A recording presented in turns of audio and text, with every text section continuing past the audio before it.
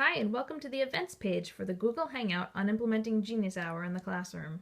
I'm Lauren Davis, and I'll be facilitating the Hangout on Thursday, March 4th at 4 p.m. Eastern Time. I'll be interviewing Denise Krebs and Galit Zvi, authors of the Genius Hour guidebook, and they'll be sharing 5 practical strategies you can use immediately to implement Genius Hour. In this trailer, I want to give you an overview of those 5 strategies and then give you a glimpse at their book, the Genius Hour guidebook. So first, the 5 strategies. They will cover how to help students find a project or passion for their Genius Hour project, how to make sure that their topic is rigorous enough so that students can pursue it in depth and not just Google it and be done with in 5 minutes, how to let students loose in a sense to work on their projects on their own while also providing scaffolding and support, how to manage the classroom when students are working on different things at the same time, and how to assess student work. So the strategies offered during the Hangout will cover those 5 areas, and I know you'll find it really useful. I hope you can join us. And now for a quick glimpse at their book, which as you can see I've sticky noted with some of my favorite parts. So this is a really practical book covering everything from how to get started to how to manage students along the way to how to assess student work. And I've marked some of my favorites.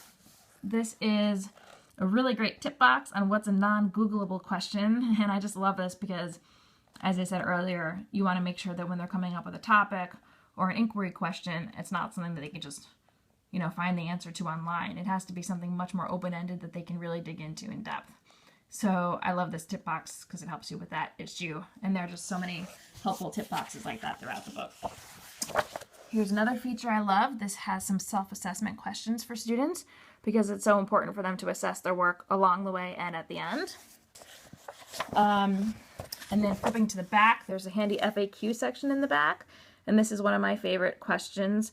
How can we get parents to buy into Genius Hour? Because as we know, our parents weren't taught this kind of thing when they were in school. They had a much more traditional lecture format. So Genius Hour is new to them, and we want to make sure that they understand what we're doing and how it can benefit their children.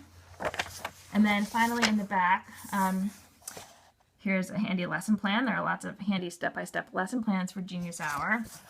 And then there are also some reproducibles that you can use in the classroom. So here are some of the reproducibles I love.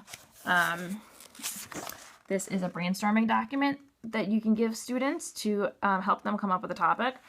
And this is a creativity rubric that you can use to help students hone 21st century skills. So those are just some of my favorite sections, but it's a terrific book.